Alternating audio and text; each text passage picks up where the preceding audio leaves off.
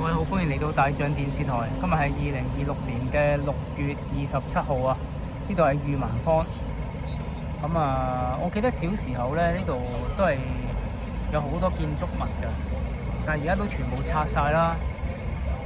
我仲好記得金城戲院，唔係金城戲院，嗰個叫寶星戲院係喺呢個位嘅。金城就係藍田嗰邊嘅。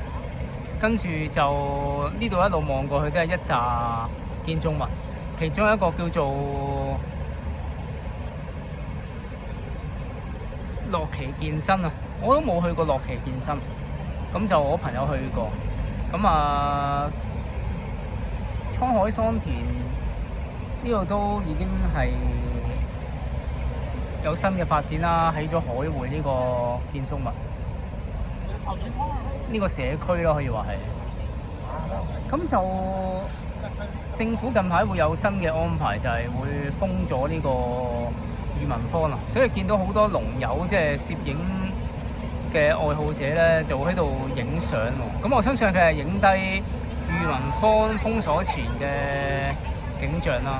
因為到一段時間之後咧，呢度嗰個環境又會再變㗎啦。之前就有舊麥記，而家冇咗啦。新麥記都拆咗嘅，其實新麥記拆先之後先到舊麥記啊。咁呢一個嘅狀況啊，呢一個嘅環境，大家所見到咧都會有所改變。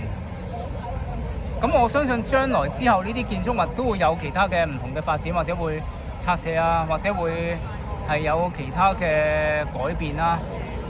或者由嗰啲新友，呢啲我哋唔知道啦，咁就要睇住佢哋嘅發展啦。咁就希望香港明天會更好，同埋發展得更加蓬勃啊！我知道大家面對香港近日嘅困境都會有啲垂頭喪氣，希望大家都繼續努力啦！多謝大家。